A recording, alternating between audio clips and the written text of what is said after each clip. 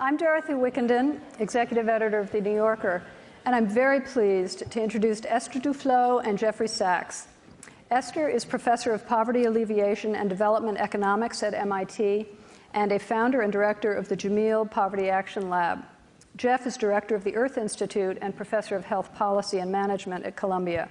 He is also special advisor to UN Secretary General Ban Ki-moon and the author of The End of Poverty and Commonwealth. Welcome to both of you.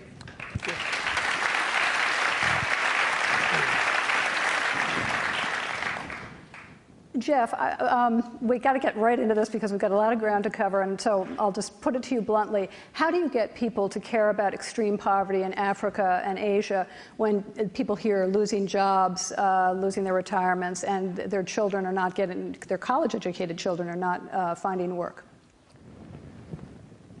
People here haven't cared in the booms and they haven't cared in the busts. So this is not cyclical. This is just a bad mistake of our society, but I don't find it any harder now than I did 2 years ago. I find it nearly impossible all the time. Esther, you often talk about turning the dismal science into a human science. How do you reconcile the pursuit of virtue with self-interest? Well, for the longest time, many economists thought that the only thing economists should do is observe the way people make decisions and try to infer in this way the law of the world.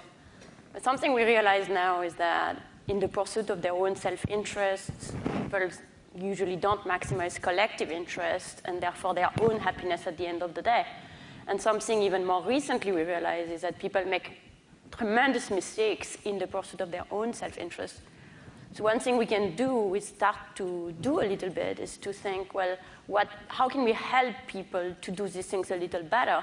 So you can tweak the incentives a little bit here, provide better information a little bit there, maybe force people to do things that they might not think about doing on their own, for example, getting immunized, and in this way make the welfare of everybody better. And I think this role of economists has been underplayed, and this is high time that we spend a little bit more time thinking along this line of making economics a normative science. One of the things you've done is help change the way economists and policymakers think about aid to developing countries.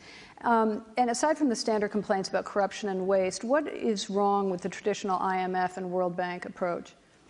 Well, one issue is that money is being spent, when it is being spent, maybe not enough money is being spent, surely not enough money is being spent, but even when it is spent without thinking very hard about how it should be spent, and without really monitoring the impacts of whatever we are doing.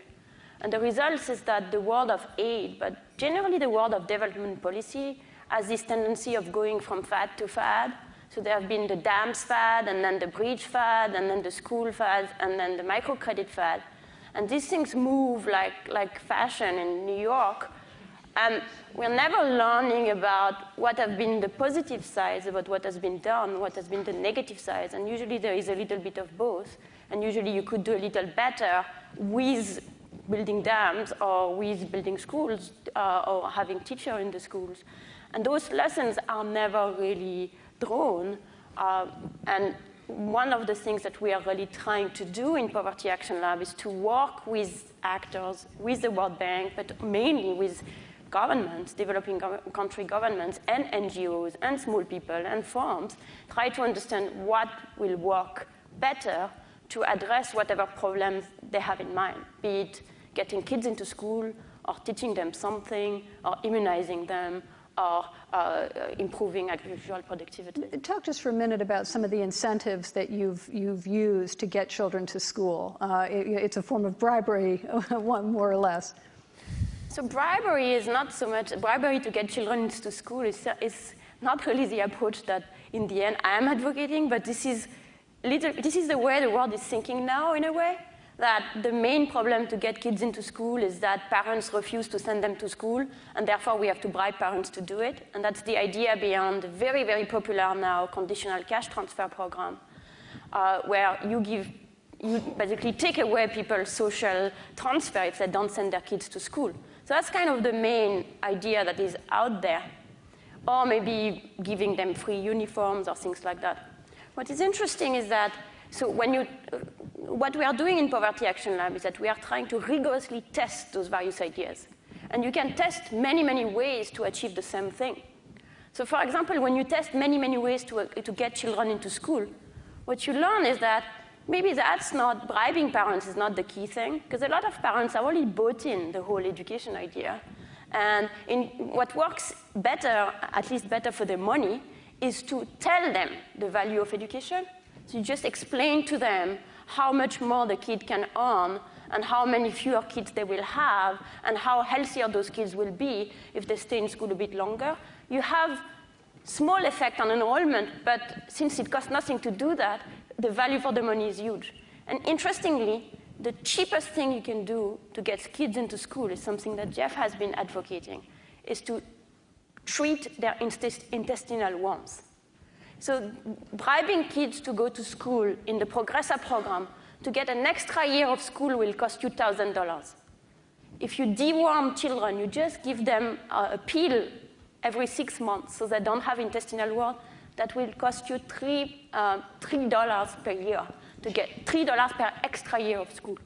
So in fact, in this case, bribing is sort of not the most effective way, since people seem to be convinced it's making sure kids are actually healthy enough to go to school. Jeff, does this jive with your approach to aid in the developing world? Yeah, very, very much so. And the fact is that each place, of course, differs, has its own priorities, has its own specifics. There's a tremendous amount that's known. I think it's important for Americans to understand what an outlier we are also in not acting properly. We're now spending 18 cents out of every $100 on development aid. So of our $100 of national income, we allocate 18 cents for the poor countries of the world. Half of that is for war zones, and about 4 cents is for Africa. And it's shockingly wrong how we don't pay attention, because when you work in these countries and when you work on the ground, a tremendous amount is known, and a tremendous number of lives can be saved. And if you want to know why Somalia has pirates, it's not a burst of bad behavior. It's a very hungry, water-stressed region that can't even maintain a government anymore. It's fallen into such disarray. And then we get together with others and propose military approaches to this. So there's basically a very serious misunderstanding in this country of this whole issue. But mostly, it's just profound neglect. It's not taken seriously. Many people think, well, there are just too many people on the planet. It's not our job to help save them. They don't understand that that's going to actually lead to a lot more population growth than actually taking care of people and helping them to be healthy and have access to family planning and other things. So we've gone on this way now for almost 40 years in this country. This is a very tired discussion, not our discussion, but a tired discussion in our public. Maybe this is also tired, but you asked me, how can you convince people? Well, somehow we just found $4 trillion for Wall Street, for the banks, for bailouts, for TARP, for TALF, for $4 trillion. We haven't found one penny yet for poor people. Talk a little bit about... That's something seriously wrong with our society, by the way. And we're Yes. not in good shape in this country because we really have gotten off the rails in terms of the most basic standards of normal thinking. And yet we have a new president who I think would agree with absolutely everything you've just said. What do you think about his budget and also what was or wasn't accomplished at the G20 summit? Well, I've talked to him about it, and I think he would like to see more, but I think he and his colleagues feel that Congress is an obstacle, the American people are an obstacle. I'd like to see some leadership to explain to the American people why it's real. You know, many times I've faced this same, or a claim, you know, at the end of the Clinton administration, we can't cancel debt.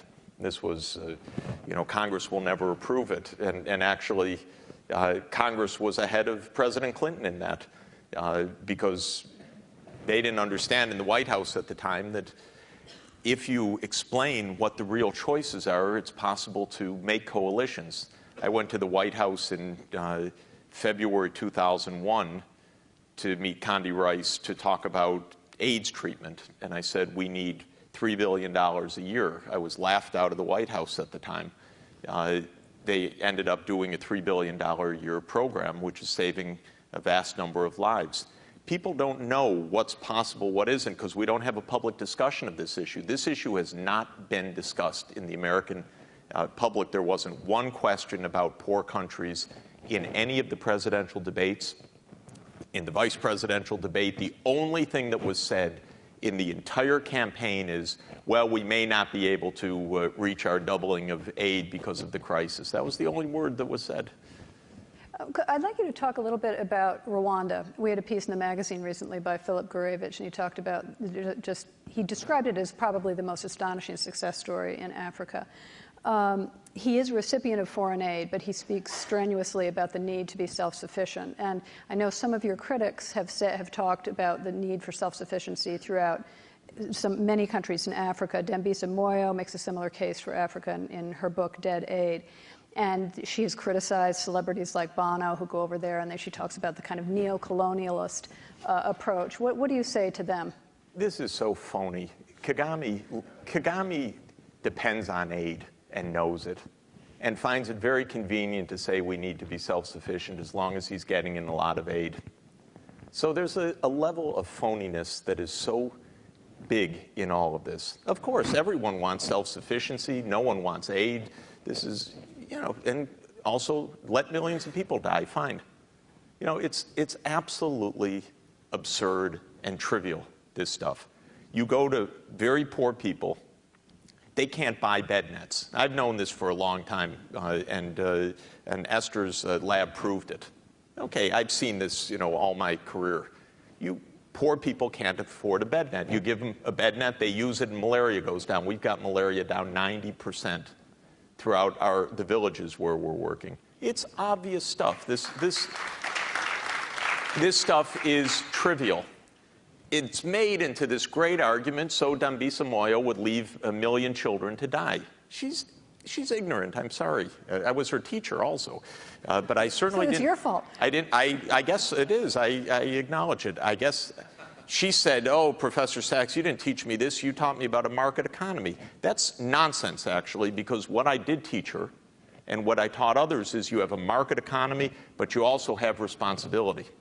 And you combine the two. And when she was my student, I was also talking about canceling debts of Poland or canceling debts of Bolivia, because you can't leave people to suffer on this planet without massive pain and also without massive destabilization for the rest of the world. And that's what she should have heard in the classroom, not this nonsense that you leave poor people to their fate. You know, there are 9 million children dying every year of their extreme poverty right now.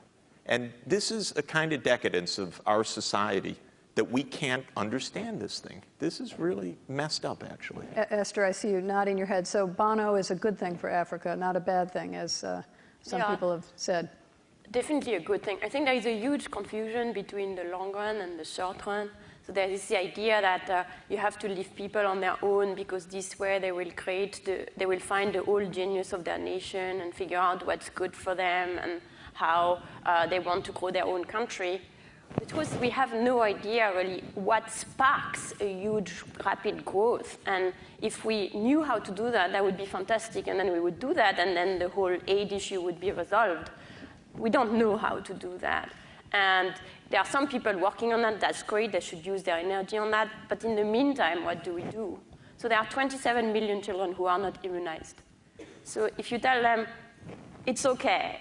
We have to leave it to your own, the genius of your nation to figure out the solution for your nation.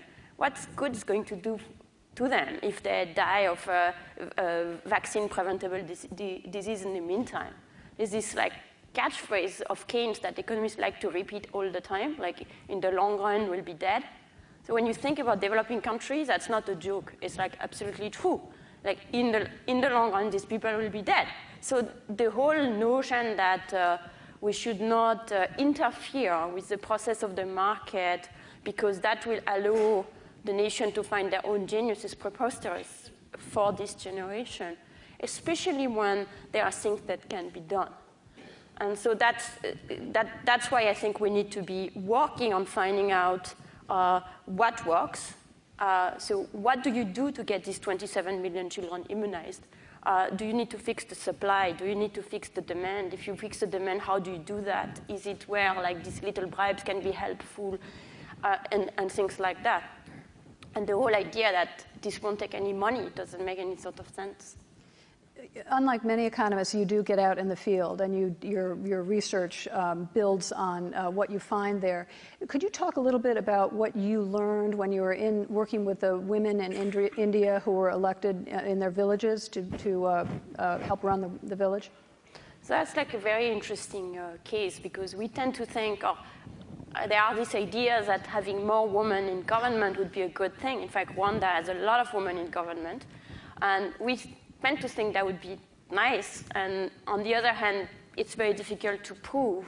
And so while a lot of countries have had some rules to ensure that some women are elected, it's hard to know whether or not it has made a difference.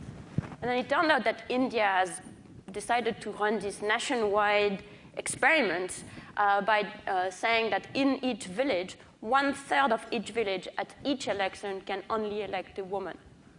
So at each election, 1/3 of the villages are randomly selected, and they can only elect a woman. Something that seems preposterous here, but actually there are about 100 countries that have similar laws. So what we did is go to those villages, and when you stay in the capital, people say, oh, this is horrible, because in fact those women are standing for their husbands or their brother or their in-laws or whatever, and they are really not doing anything, and this is bad for democracy, in fact. I think, fine, let's go and see. And so what we did is we started by collecting information on what women and men are really interested in. So the big surprise, that's not actually a surprise at all, is that women are really keen to get drinking water. And so that's really what women are interested in. And sure enough, when you go to those villages, and after 5 years, what do you notice? Well, there are many more drinking water wells in places where women are the head. So what do you learn? It's actually women are powerful, they do the work. The second thing we learn is that initially, if you ask people in the villages, what do you think of the policy? They respond to you that they're upset, men in particular, that they don't like to have a woman in power, that women are incompetent. But if you're a little bit more subtle, that is, for example, if you get them to listen to a speech, which is the same speech given by either a man or a woman, and you tell them, what do you think of the speech? People who've never been exposed to one of these women politicians will tell you that the speech pronounced by a woman is worse, showing that they are discriminating, because, of course, it's the same speech. But after a cycle of exposure to one of those women who was imposed on them, that difference has entirely gone away, which is also telling us that people learn. It has consequences, because now women are much more likely to be elected without the quota after you have had a woman in politics. So this is also like one more thing, that you take this short-term measure, thinking, okay, we are going to fix a problem, which is women have no representation, and therefore important things that drinking water don't get done. And then it has these trickle-down effects as well. So you're not really sacrificing the long run for the short run. You do today what you can do. And then this has those kind of ripple effects, like trickle up instead of trickle down, if you want. So that is the trick of getting economic growth: let women run things. Exactly. Which is absolutely what we see also. I think it's I'm in 100% agreement with that. Jeff, I also want to ask you, you advocate combining economic development with environmental sustainability.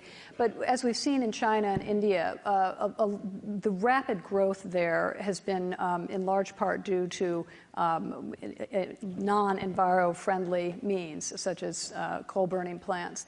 How do you reconcile, or how do you make those two aims work together? Well, I think it's not easy, and we have to acknowledge that. Electricity is a fundamental input to economic development. There's just no question about it, no exception to it. And China's main primary energy source is coal, and it's very likely to remain coal. So what's the answer of reconciling economic development and environment? It probably will require new technologies that focus on for example, in the case of coal, capturing and safely sequestering the carbon dioxide from a coal-fired power plant. We know markets won't do this on their own because it's free to dispose of carbon dioxide in the air. We know that the early science and demonstration to do this won't be done by the markets, even if there were prices attached to carbon disposal, because there's a lot of public goods, so-called, to science, which is that somebody bears the upfront research costs and everybody else gets the benefits. So the lesson of all of this in economics is don't leave the environment to the market. The market by itself won't solve these problems, though you can use market tools. Don't leave technology to the market, because the market by itself won't provide the incentives. And don't believe that this is an easy problem, because it isn't an easy problem. There is no simple answer to this conundrum. And we in this country, which have been throughout history up until about 6 months ago the world's largest emitter of greenhouse gases, just overtaken by China, incidentally. They're 4 times bigger in population. We're they're 1/4 of the per capita income of the per capita emissions. They've just overtaken us in the aggregate. We've done nothing so far. And one of the shocking things that we haven't done is it was realized already a decade ago that we needed to test whether a coal-fired power plant actually could capture its carbon dioxide and put it underground, what's called carbon capture and sequestration. So in 2001, the government proposed this. In 2008, they canceled it. In 2009, it's in the budget again. But in the time that it took us in the 60s to go to the moon and back, we couldn't build one power plant to test this proposition. Something's wrong in this country, really badly wrong. What got wrong is that we abandoned all collective actions. We abandoned development aid. We abandoned development for the environment. We let Wall Street do everything till they put us into this misery. And now we have to decide whether we're going to get back to something where the market does something and the non-market does something, like Esther said. And that's a basic choice for us. That seems, of course, to be where President Obama would like to lead, and I 100% support it. But there's a big, strong contingent, I think, including part of his economic team, that just somehow want to get back to where we were before. And that won't work. And so this question that you ask has no known solution right now. Yet, if we don't find a solution, the planet's going to be devastated. To talk about another terrifying issue, tell us about... Isn't this cheery? It is. We'll try to end on a more upbeat note. National security. Well, we've just come out of an administration for 8 years which talked about terrorism, the threat of terrorism, nonstop. You see poverty, extreme poverty, as a threat to national security. Could you talk about that a little bit? Look, we gave $12 billion to Pakistan during the Bush administration, all $12 billion to buy fighter jets and military equipment. And so how much security did we get out of that?